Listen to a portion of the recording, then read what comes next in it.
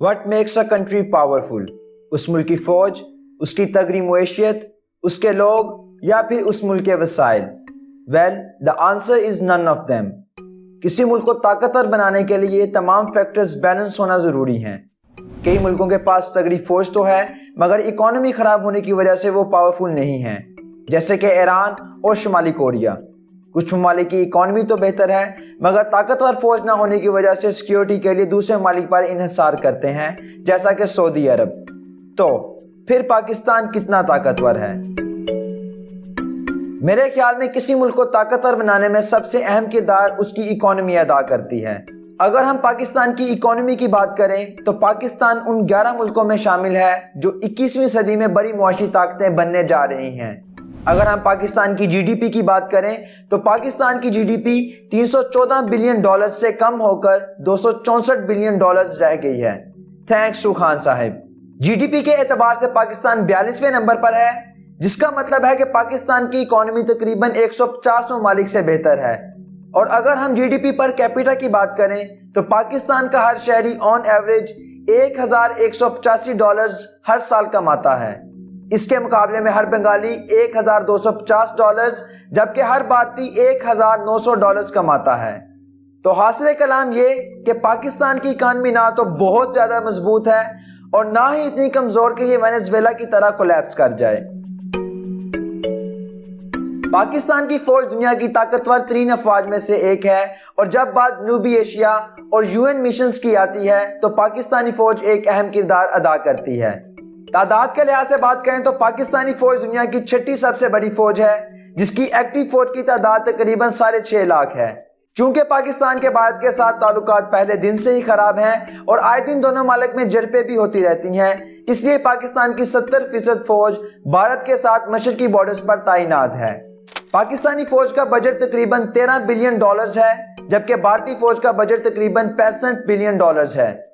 Budget کے لحاظ سے پاکستانی فوج کا 20واں نمبر ہے، جبکہ بھارتی فوج کا 3را نمبر ہے۔ طاقت کی بات کی جائے تو پاکستان کی فوج 15ویں نمبر پر آتی ہے، جبکہ بھارتی فوج 4تھے نمبر پر آتی ہے۔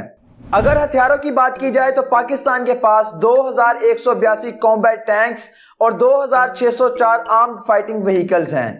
پاکستان نیوی کے پاس 5 فریگیٹس، 10 سب میرینز اور 12 کوسٹل ڈیفنس کرافٹس ہیں۔ پاکستان ایئر فورس کے پاس 1281 ایئر کرافٹس ہیں، جن میں 320 انٹرسیپٹرز اور 410 اٹیک ایئر کرافٹس ہیں۔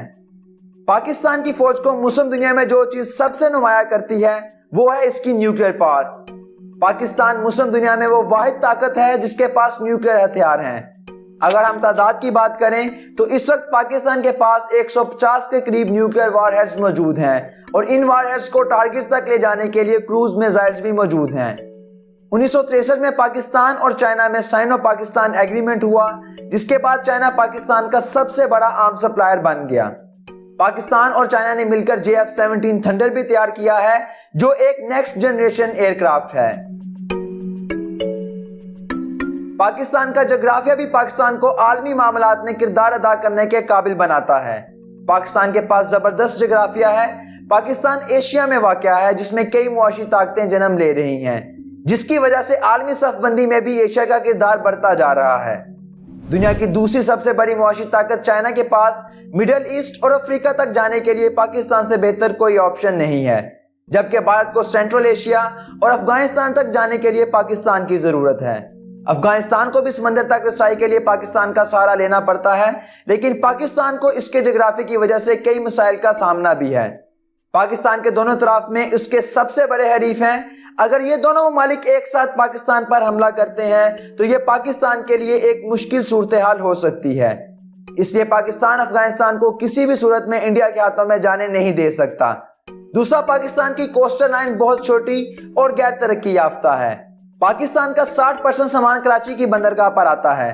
اگر کسی وجہ سے یہ روٹ بلاک ہوتا ہے تو پورے پاکستان کی سپلائی لائن آسانی سے کٹ سکتی ہے۔ اگر ہم پاکستان کے پولیٹیکل انفلوئنس کی بات کریں تو یہ وقت کی ضرورت کے حساب سے اوپر نیچے ہوتا رہتا ہے۔ مثلا سرد جنگ کے دوران امریکہ کو افغانستان میں پاکستان کی ضرورت تھی تو پاکستان امریکہ کا جانی تھا، मगर जब 1998 में पाकिस्तान ने अपने दफा को मजबूत करने के लिए न्यूक्लियर टेस्ट किए तो उसी अमेरिका जानी ने ऐसी पाबंदियां लगाई कि पाकिस्तान की इकोनॉमी की कमर टूट गई। मगर 2001 में फिर अमेरिका को पाकिस्तान की जरूरत पड़ गई और ताल्लुकात फिर बहाल हो गए। मगर आजकल अमेरिका जानी फिर पाकिस्तान को FATF में ब्लैकलिस्ट करवाने पर तुला हुआ है। तो मुख्तसर ये कि पाकिस्तान का ग्लोबली पॉलिटिकल इन्फ्लुएंस बड़ी ताकतों के साथ ताल्लुकात के साथ जुड़ा हुआ है।